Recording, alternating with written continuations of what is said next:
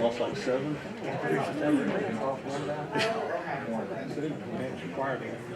Okay.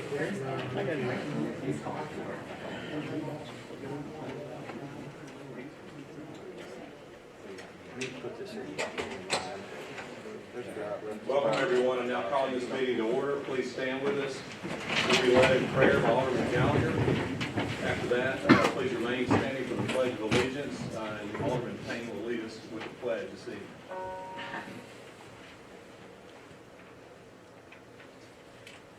Heavenly Father, we come before you today to ask you for your graciousness and goodness and wisdom, Lord, that you give us each and every time that we come up here. Lord, I pray that you would watch over the people of Southaven as we enter into the holiday season, Lord. And bless our reading. In your name we pray. Amen. I pledge allegiance to the flag of the United States of America and to the republic for which it stands, one nation, under God, indivisible, with liberty and justice for all.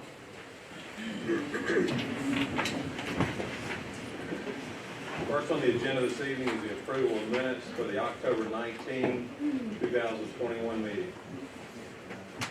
Mr. Mayor, I move we approve the minutes of the regular meeting of October 19th, 2021 with any additions, deletions, or corrections. We have a motion from Alderman Payne, second from Alderman Hoots. Is there any discussion? Hearing none, roll call, please. Yes. Yes. Yes. Yes. Yes. That motion carries. Next on our agenda, we have a special guest with us. We have Aaron Dale from DeSoto Central High School and Mandy Smith from Southaven High School. And they will be joining us on our Mayor's Youth Council. And if they will please join me up front for swearing in at this time.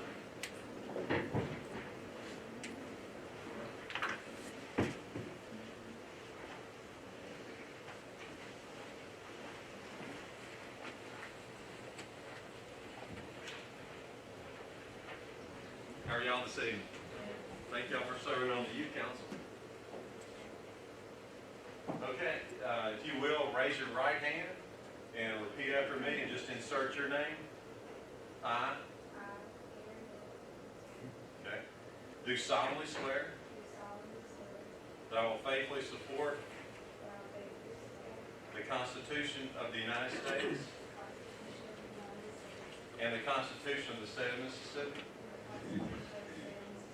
and obey the laws thereof, that I am not disqualified from holding the office of Mayor's Youth Council, and I will faithfully discharge the duties of the office upon which I'm about to enter. So, that tripped me up my first time. So help me God. Congratulations. Thank you so much. All right, we're going to get these. We'll do a photo.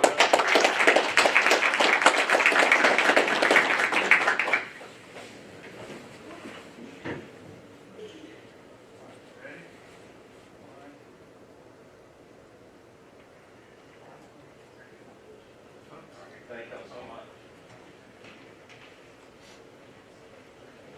Christy we'll get these two.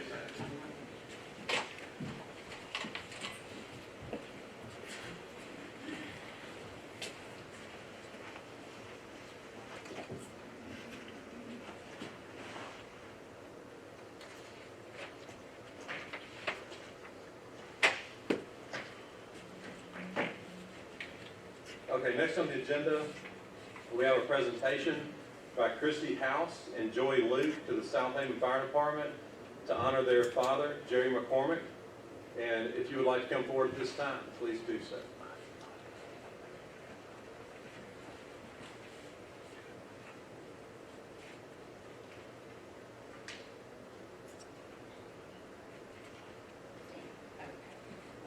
We brought some of the memorials, his funeral, and obituaries, just as support guys. Sure.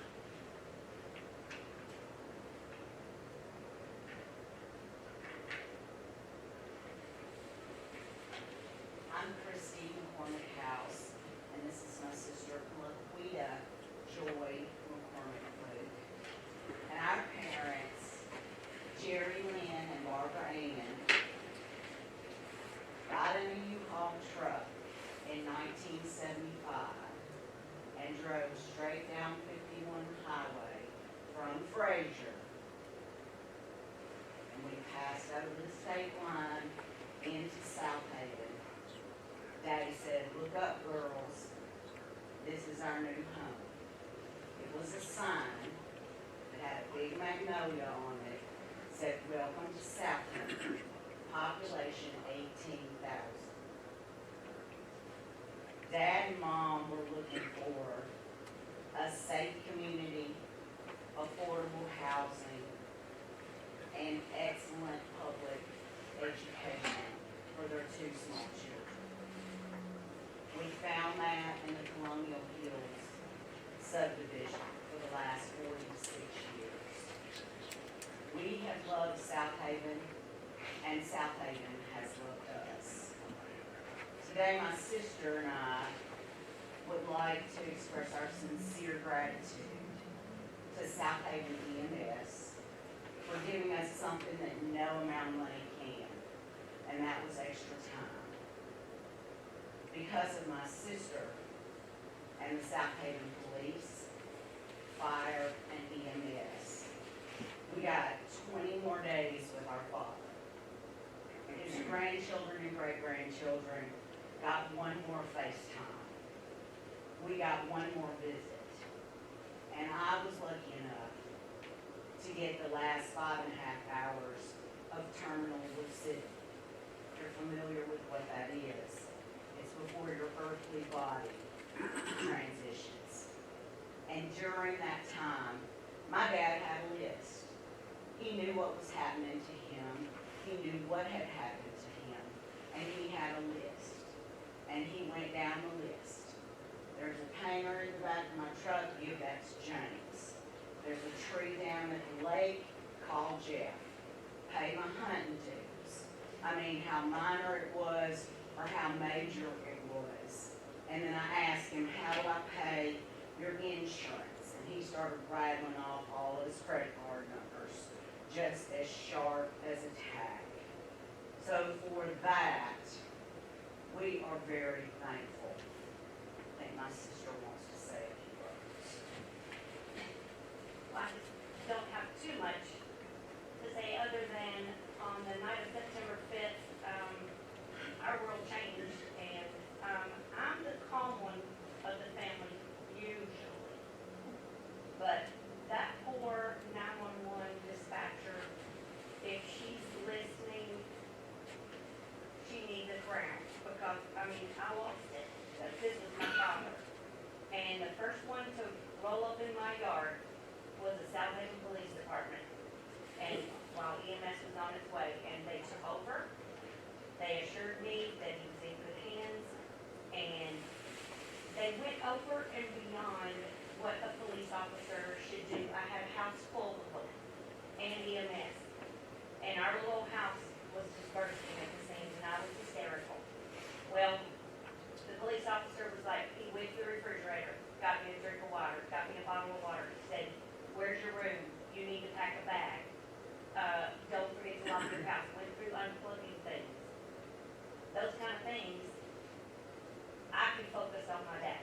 I didn't have to worry about that. But to say that police are just protectors is an understatement. And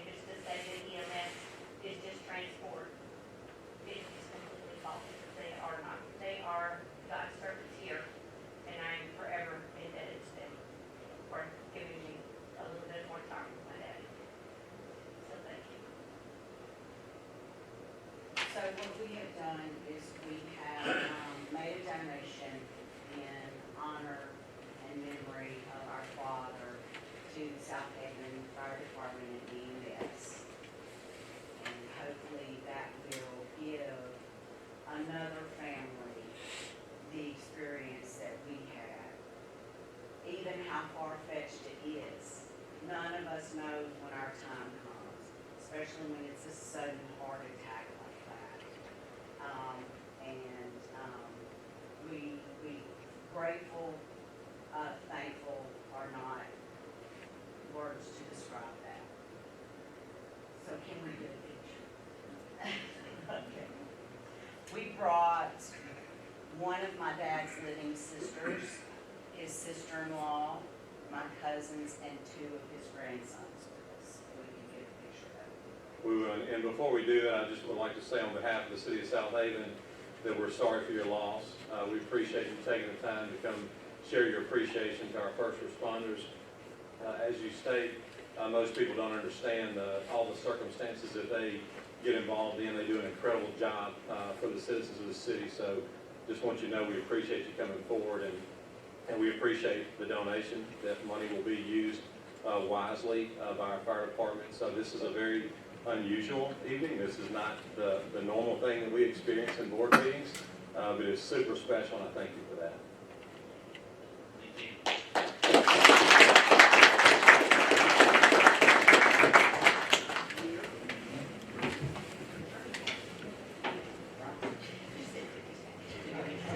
Yes, you have to do it.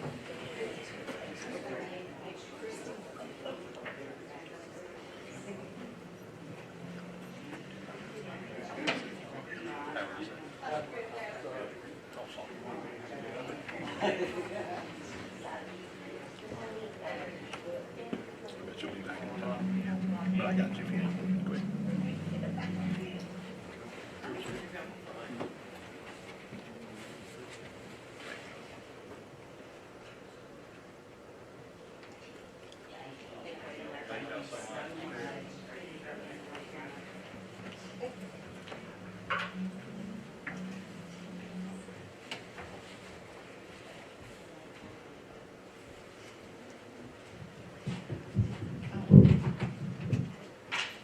The next on the agenda is, we'd like a motion to accept the donation.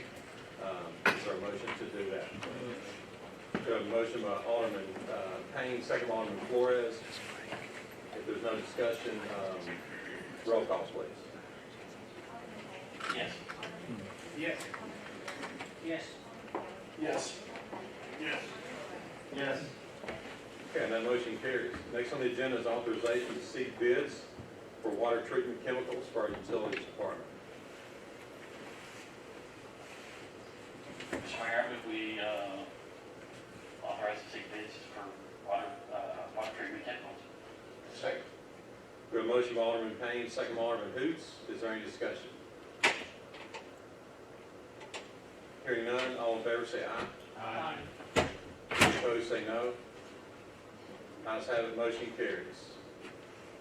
Next on the agenda is acceptance of a new quoting process for employees who have a short-term disability option. Recently, Melanie Drisdale, our Human Resources Director, worked alongside of our insurance broker to find another option for our employees.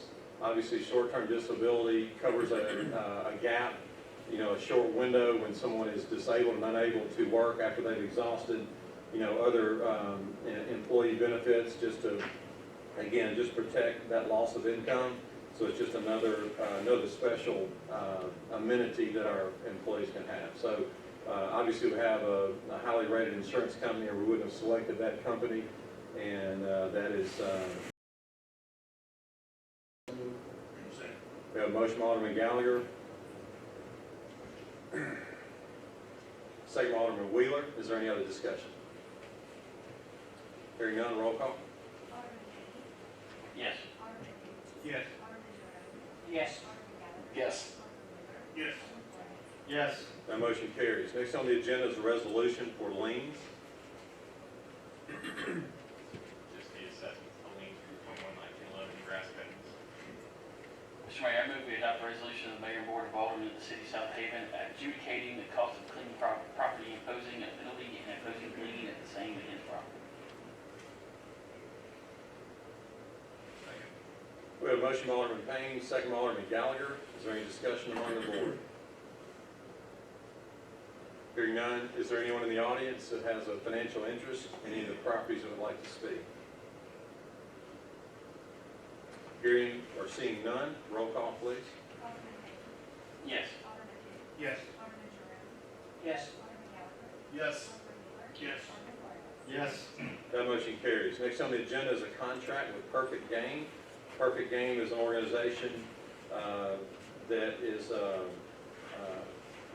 coordinates youth baseball and softball. As y'all know, the City of Southaven for many years has operated with the affiliation with USSSA, and at this point, it's the recommendation of the Parks Department, Scotty Baker, and myself that we change that to Perfect Game. We believe Perfect Game is going to fit the needs of our kids better as far as better organization of the events. They bring some other amenities with technology that are going to improve the baseball and softball experience for our kids. And Perfect Game also does not expire at age 14. It goes all the way through age 18. So it's our recommendation that we make this change. So moved. Second.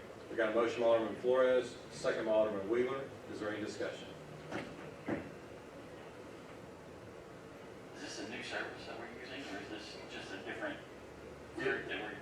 It's a different company. They're not new. Perfect Game has been in existence for how many years, Wes? Probably 5 to 7. Early 2000. Oh, is it that long? Okay.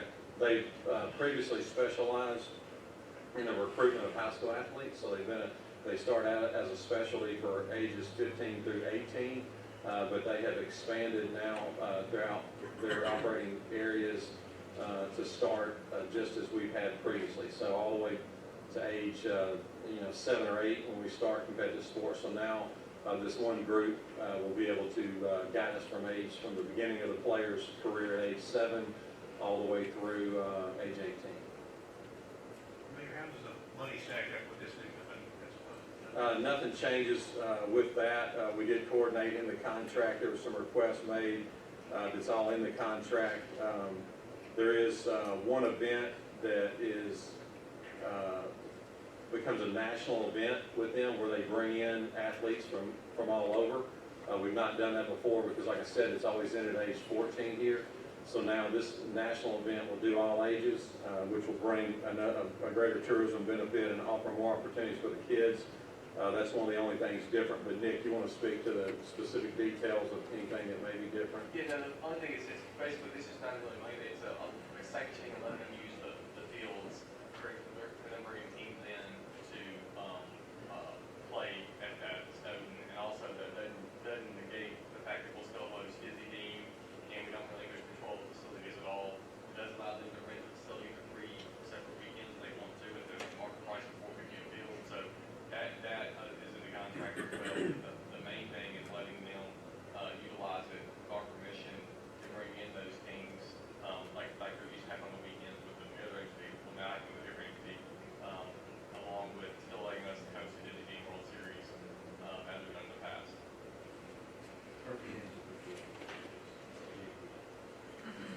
Yes, So they will be sanctioned by Triple S. USSSA. Yeah. This will replace USSSA. But Scotty Baker will still be, it changes nothing with our contract with Scotty Baker. But yeah, Perfect Game as Alderman Flores stated, is a well-established baseball organization, and it brings a lot of benefits, to the kids. Like I said, for more age groups, also helps tremendously with recruiting with high school. This will also allow us to bring some tournaments for the older age groups that we've not had here since the expiration of Connie Mack Baseball and American Legion many years ago. It's going way back. So we've really not had that in Southaven. So now with Perfect Game, we'll have that opportunity to bring in 17, 18-year-old tournaments again. which is, again, big for our kids, getting exposure without having to travel so far now. Before this, most of our South Haven athletes have to travel to, Atlanta, St. Louis, Nashville, for exposure, for competitive tournaments at that age, past 14. So now this will give us an opportunity to bring it home. So we think it's going to be a win-win for us. They're going on a lot of show games. They do. And they have some tournaments that are actually public. That's and they bring a technology that enhances the experience for the parents and grandparents, like they with the statistics and, the live, game changer type events where the people can track what's going on in the game remotely if a grandparent wants to, see that. So they do bring some things that are, more advanced from a technology standpoint. Still, as Nick mentioned, we did make it clear that we don't relinquish any of the rights to the park. The park is the City of Southaven Park. We make the decisions with the park. Nothing has changed there. It's just the organization that puts the tournaments together. For the mayor's point, they have, their climate requires them to provide that technology as part of this, so they have to update the technology they provide in the contract as well, which and they provide all equipment and personnel. And just to elaborate on that just quickly is, the days of, keeping a paper scorebook in the dugout are pretty much gone. Now it's all done electronically. Not only that, but statistics for the kids. A lot of the kids get into, they're keeping their, their statistics, whether it be batting, pitching, fielding, whatever. And so they have the technology that makes it fun for the kids to kind of see where they stack up.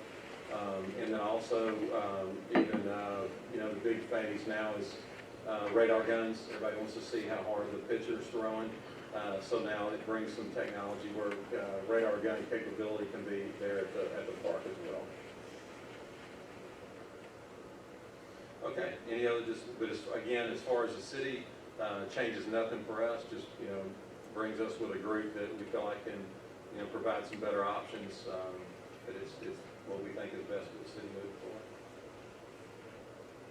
Okay, any other discussion? Hearing none, roll call, please. Alderman Payne. Yes. Alderman Hicks. Yes. Alderman Jerome. Yes. Alderman Holly. Yes. Alderman Wheeler. Yes. Alderman Flores. Yes. That motion carries. Next on the agenda is a change order for a term bid contract for Public Works and Utilities. Mr. Dan Cordell. Mayor Board, this is an extension of the term contract for the utilities and public works. Right now, Tri-Firma has that contract. They just finished their first year, or about to finish their first year in a possible 5-year term contract. Tonight, I'm asking for board approval to extend that contract for another year. It does have, across the board, a cost index increase from the national CPI database, which amounted to a 5.8% increase for the past year. So we would adjust that plus extend time for another fiscal year. So moved. Second. We have a motion by Alderman Flores, second by Alderman Wheeler. Is there any discussion? Hearing none, roll call. Alderman Payne. Yes. Alderman Hicks. Yes. Alderman Jerome. Yes. Alderman Bennett. Yes. Alderman Wheeler. Yes. Yes.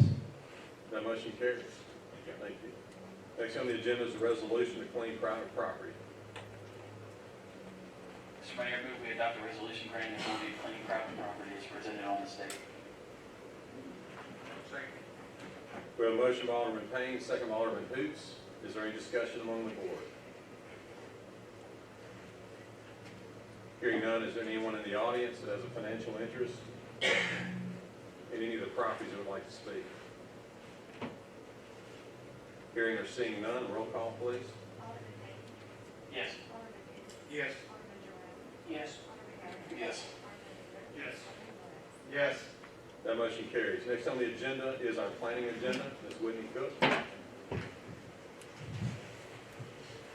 Yes, our first application is a subdivision application to revise First Commercial and Industrial Plaza subdivision, specifically lots 8 through 10. It's going to be on the west side of Highway 51, south of First Commercial Drive. Older subdivision, it's right on the edge of where the C4 transitions into industrial. The lots you see highlighted there in red. There's a gentleman who wants to buy all three of those, merge the lots, and build a facility there. Not sure what the facility is as of yet, but that's what this application is for, is to merge those, get those lot lines and the easements out from in between, and make it one large lot for development. Planning Commission voted unanimously in favor of it, with the acknowledgement that we'll have to vacate those utility easements areas, even if they're vacant, and then we'll re-record.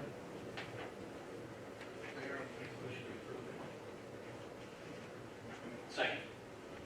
On item one, we have a motion by Alderman Hoots, second by Alderman Payne. Is there any discussion? Hearing none, roll call. Alderman Payne. Yes. Alderman Hoots. Yes. Alderman Jerome. Yes. Alderman Gallagher. Yes. Yes. Alderman Flores. Yes. That motion carries. Our second application is subdivision application to revise an existing subdivision again. This will be in the Snowden Farms section, which is going to be driven in Getwell. It is going to be south where the CVS pharmacy is, more specifically known as Chick-fil-A lot. We've done a really good job about stacking and keeping all of the drive-through out of the ingress-egress private drive you have on the side, as well as Getwell. However, they want to do an expansion of their parking lot area, kind of carry it further to the west.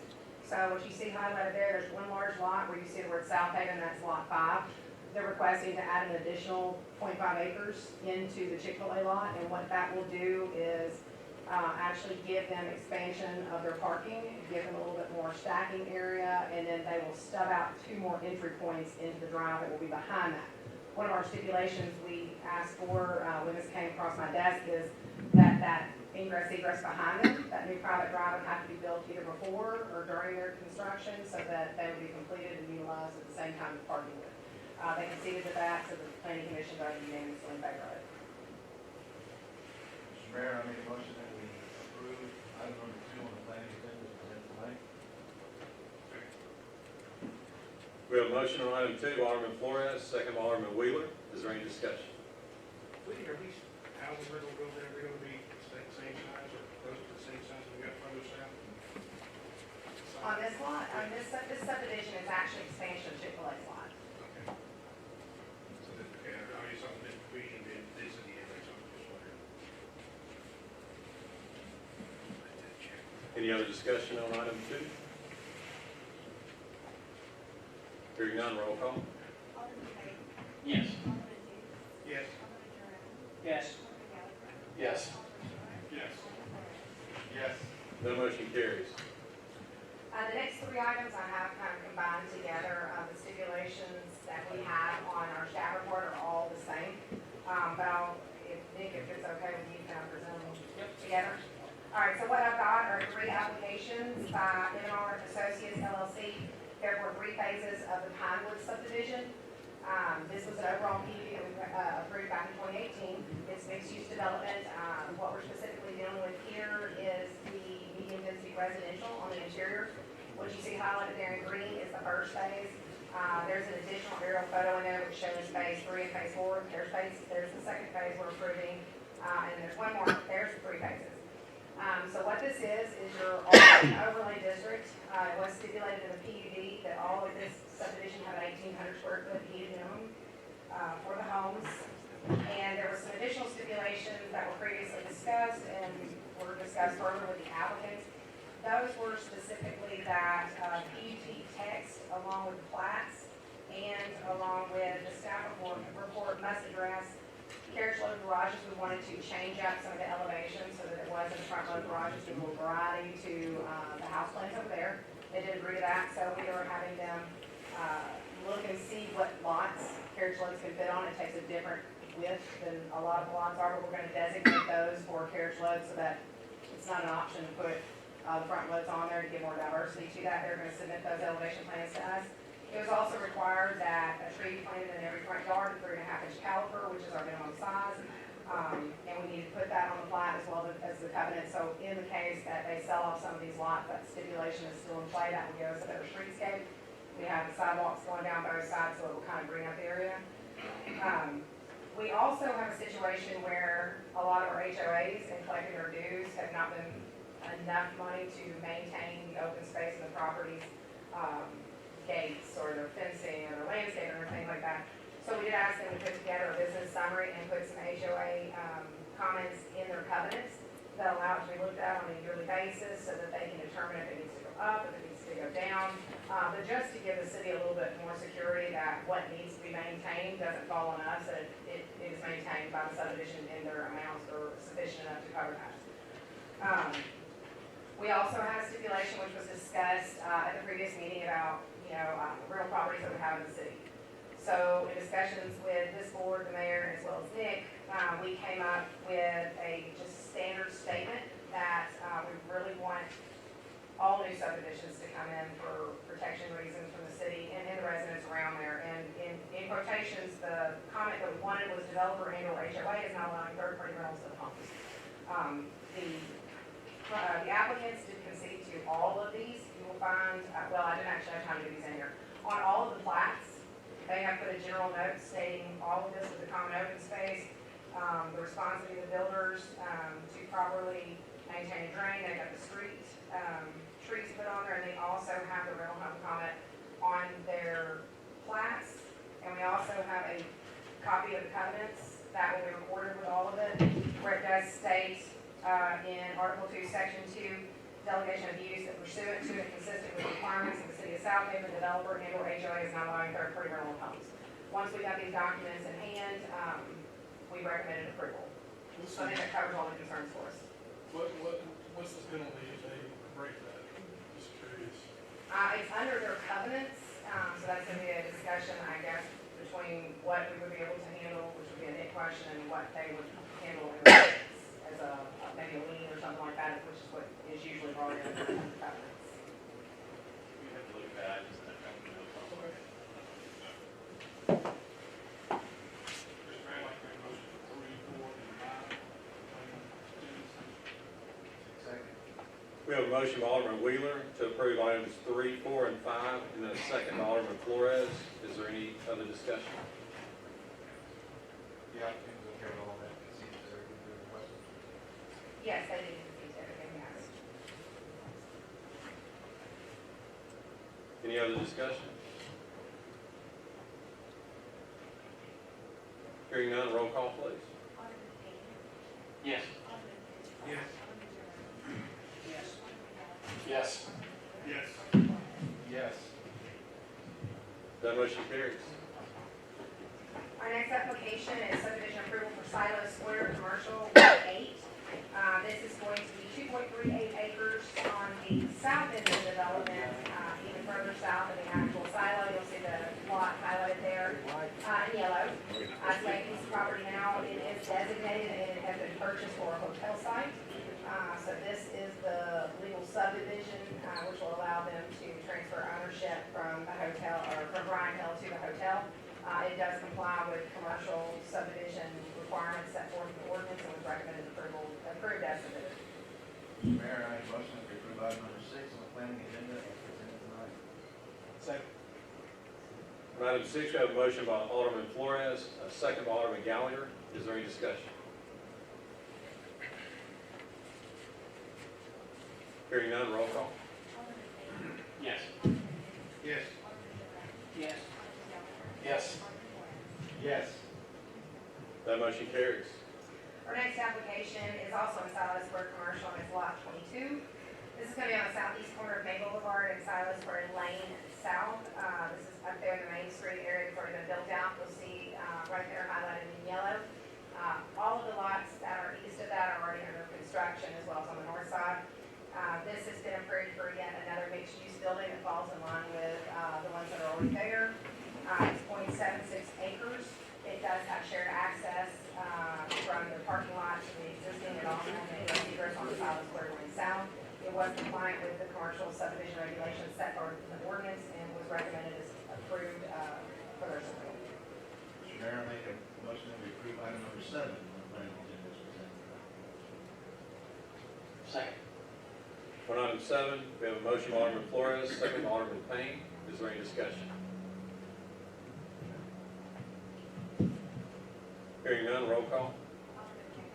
Yes. Yes. Yes. Yes. Yes. That motion carries. The next application is the design review for that lot right there. There's a set of elevations in your package that shows a mixed-use building, again with the lofts on the top, and you have the commercial and office space on the bottom. The only difference between this building and what's already out there is they did decide to add kind of a New Orleans style wrought iron fencing and canopy area along with the middle 3 tenant spaces, and they've used some formboards to make it have an age look to it.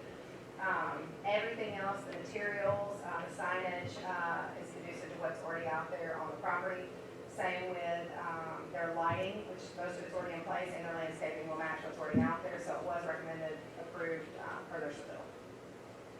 Mr. Mayor, I make a motion that we approve item number 8 on the planning agenda as presented tonight. Second. On item 8, we have a motion by Alderman Flores, second by Alderman Gallagher. Is there any discussion? Hearing none, roll call. Yes. Yes. Yes. Yes. Yes. The motion carries. Our next application is also Tyler Square, and it is specifically for subdivision of application for lot 26B. This is going to be on the north side of Wildflower Lane. It's 0.952 acres, and just to kind of give you an idea where it is, it's right behind the new dental office. So it's between the out parcel along Getwell and the dental office that's on the backside. There's a lot in between, right on the outside of the roundabout there. Again, it's 0.952 acres. It is compliant with the commercial development standard regulations set forth in the ordinance. It is set to be a commercial lot, and we do have a design review submittal that comes after this. So it is compliant with recommended approval. Mr. Mayor, I make a motion that we approve item number 9 on the planning agenda. Second. On item number 9, we have a motion by Alderman Flores, second by Alderman Payne. Is there any discussion? Hearing none, roll call. Yes. Yes. Yes. Yes. Yes. That motion carries. My last application is also in Tyler Square. It is the design review application for that lot that was under discussion right there. We do have a restaurant by the name of Belly Acres, who is requesting to come in and build a single-tenant building on that lot 26B. You'll see the design elevations just below that arrow photo. If we can go up one. That is the proposed elevation. We do have some adjustments to be made on it. There was a lot of discussion about does it transition well from what they've got on the residential side up to the commercial side. One of the arguments, and I think there's a good argument to this, was that this is not on Main Street area, this is not on May Boulevard area, so it does have the ability to take on a different look.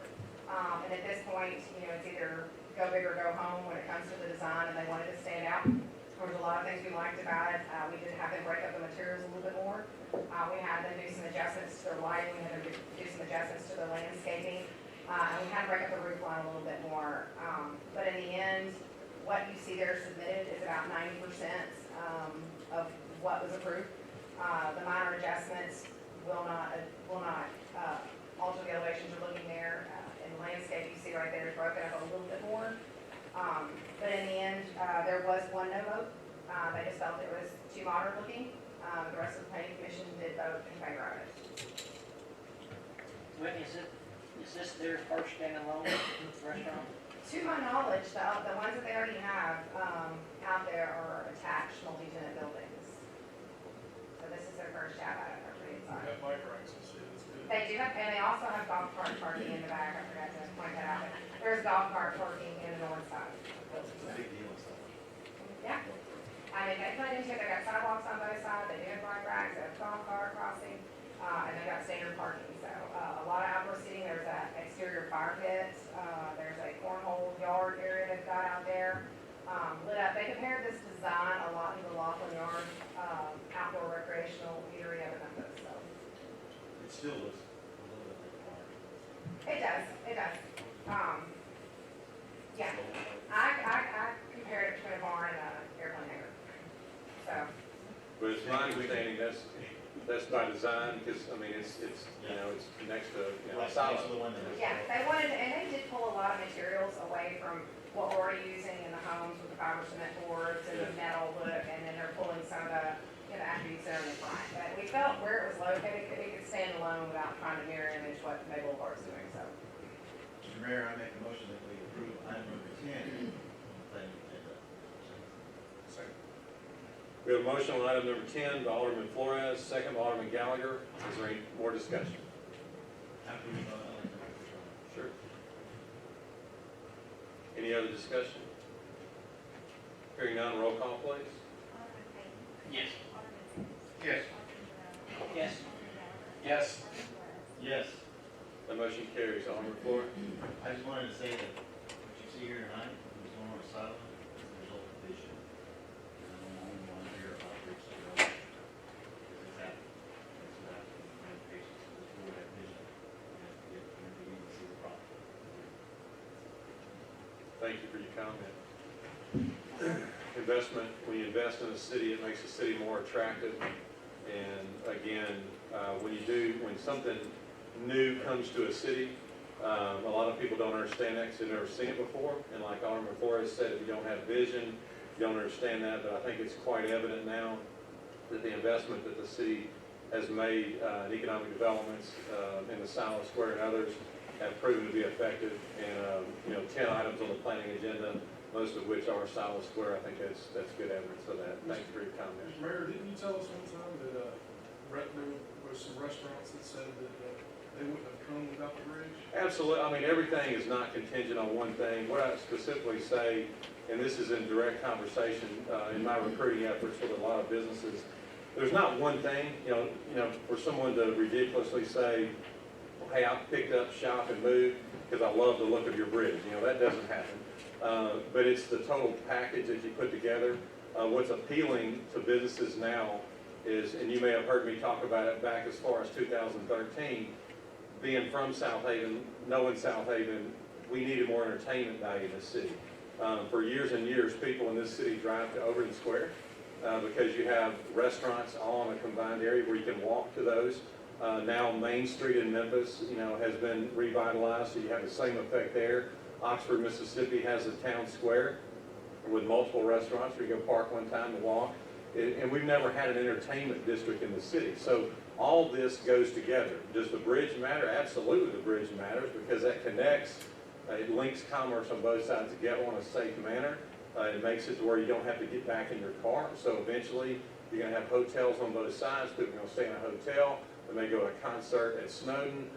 They may visit Belly Acres or many of the other restaurants that are at Silo. So all these things do have an impact on whether somebody comes here or not.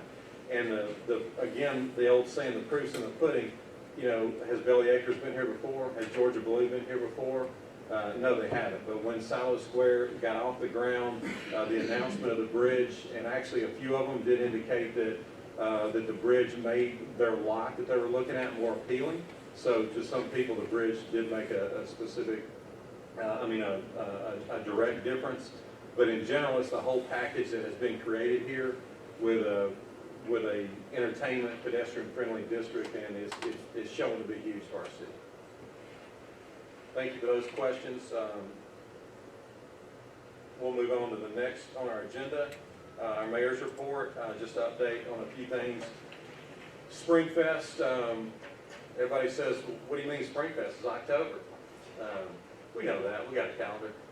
The reason we called it still Springfest, it's been such a long ride, hasn't it, Christy Faulkner, from March of 2020. Just before that, we had our new Springfest pavement project completed.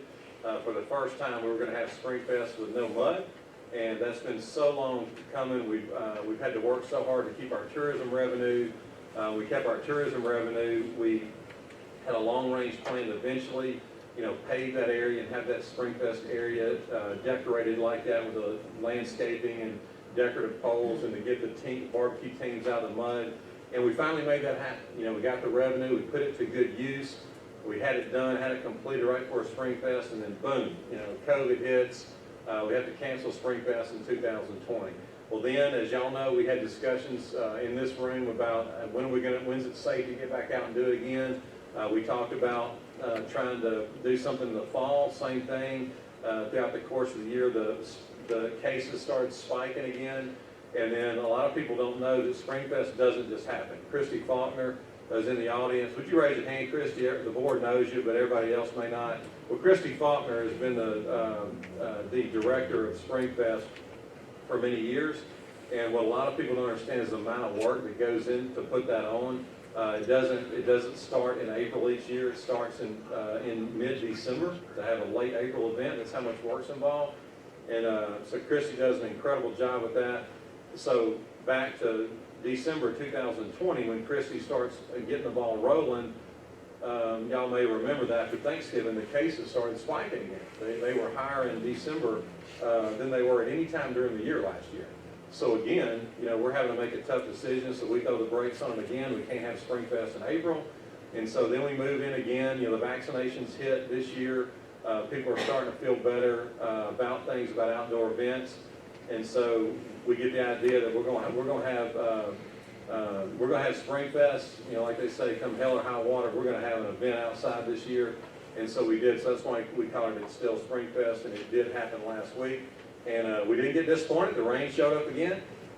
We did have the pavement to keep us out of the mud, but it did hurt the carnival operation. But we had over 70 barbecue teams, and many Alderman Wheeler could tell us in more detail with that probably. But the pandemic has affected barbecue competitions. So the fact that we had over 70 teams speaks well of our city. And speaks well to Christy, so Christy, we appreciate you. But the biggest thing is, we didn't have concerts yet. We are going to have concerts again. Again, people ask, when are the concerts coming back? Concerts are things that take anywhere from 6 to 18 months to line up. It was a perfect storm in a bad way for the city. At the end of 2020, our contract with our previous promoter expired. And even during 2020, they couldn't tell us when there'd be another concert at that time because of COVID. So we have a gap with concerts, but concerts will be back in 2022. They're going to be back in a big way. So in future Springfest, you're going to see it get back to an even bigger event the third week in April. So anyway, it's a great event to have. It's still Springfest.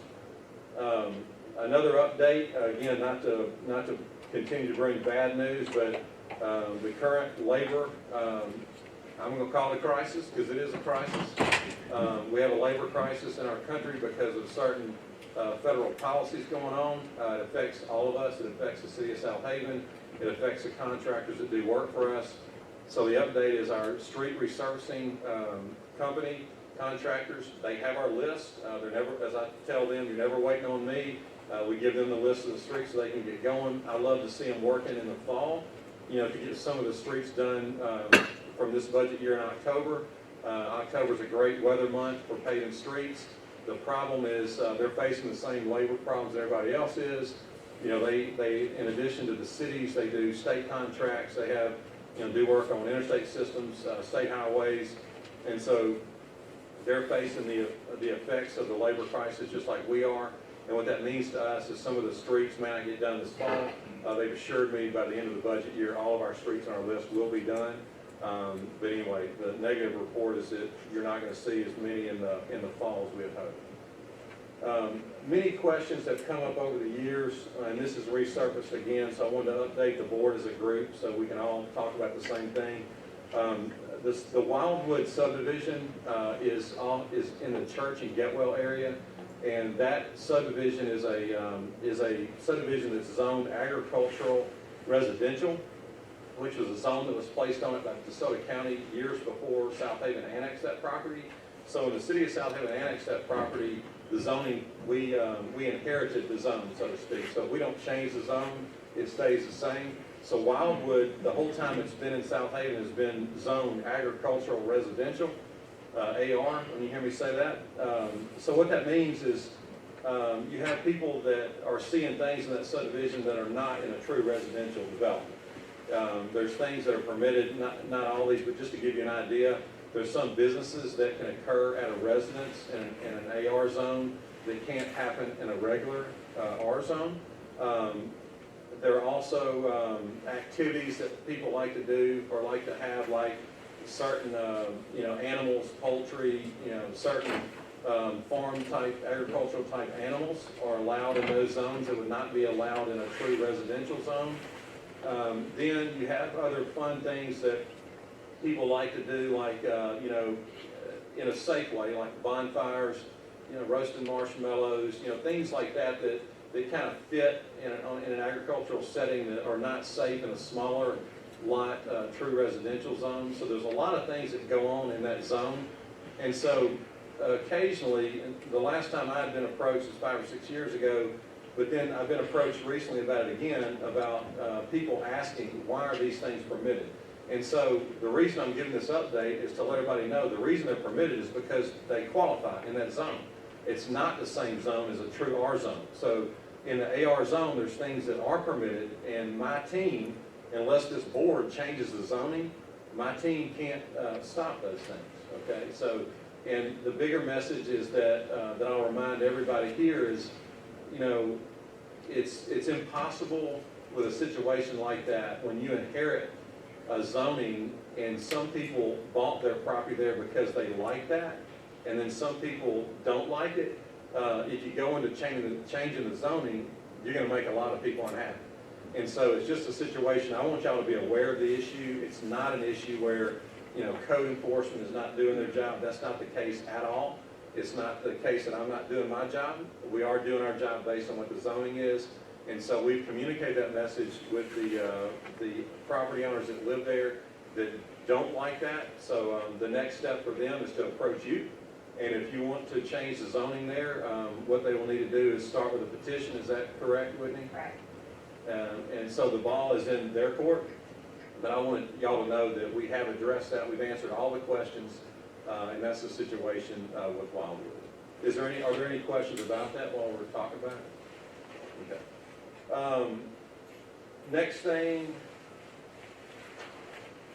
I think I'm gonna move past that. I think that's the majority of my update.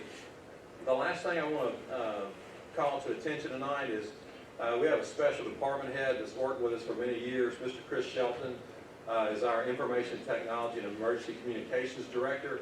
Chris started with the city in 1992. He started as an emergency dispatcher. He served in many, many roles with the city in the 29 years he's been with us. Currently, he is, as I said, he's our iTech director. In addition to that, with his kind of his upbringing in the police department, he's been a police chaplain for us for many years. So you can imagine the difficult situations that he has been involved in serving our citizens. But Chris has come to the point where it's time for him to make a career move. He's expressed to me that he will always have great memories and will continue to support the city of Southaven. And Chris has been a huge asset both to the city and in my 8 years, or starting my 9th year as mayor. Chris has been on my team for those years, and he's been a great asset to me, not just in his role, but he's always very conscientious of what's best for the city of Southaven. So his skill set's going to be tremendously missed. But Chris, I just want to tell you tonight that we're very grateful for your service, and we wish you well. Yes, sir. Thank you.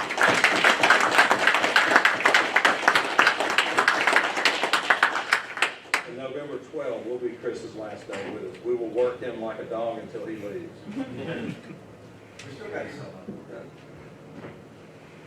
Okay, that's all on the mayor's report this evening. Next on our agenda is the personnel docket. Mr. Mayor, I move we approve the personnel docket as presented on the stage. Second. We have a motion by Alderman Payne, second by Alderman Flores. Is there any discussion? Hearing none, roll call. Yes. Yes. Yes. Yes. Yes. Yes. That motion carries. Next on our agenda is our city attorney's legal update. Mr. Nick Manley again. Just one quick item that came up earlier today, this approval for November 11th and 13th, close May Boulevard for the silo Christmas event that they had. Same thing they had last year. That section of the road we closed November 11th to 13th for that event, and authorization to close that road too. So moved. Second. We have a motion by Alderman Flores, second by Alderman Wheeler. Is there any discussion? Hearing none, roll call. Yes. Yes. Yes. Yes. Yes. Yes. That motion carries. Next on our agenda is our utility bill adjustment docket. Mr. Mayor, I move we approve the utility bill leak adjustment docket as presented. Second. We have a motion by Alderman Payne, second by Alderman Hoots. Is there any discussion? Hearing none, roll call. Yes. Yes. Yes. Yes. Yes. Yes. That motion carries. Next on our agenda are two claims dockets. Is there a motion to approve docket one? Mr. Mayor, I move we approve claims docket number 1 in the amount of $3,715,124.99, including domain checks. Second. On docket one, we have a motion by Alderman Payne, second by Alderman Flores. Is there any discussion? Hearing none, roll call. Yes. Yes. Yes. Yes. Yes. Yes. That motion carries.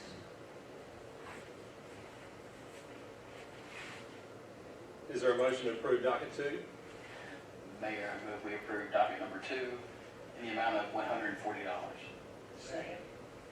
We have a motion by Alderman Payne, second by Alderman Jerome. Is there any discussion? Hearing none, roll call. Yes. Yes. Yes. Yes. Yes. That motion carries.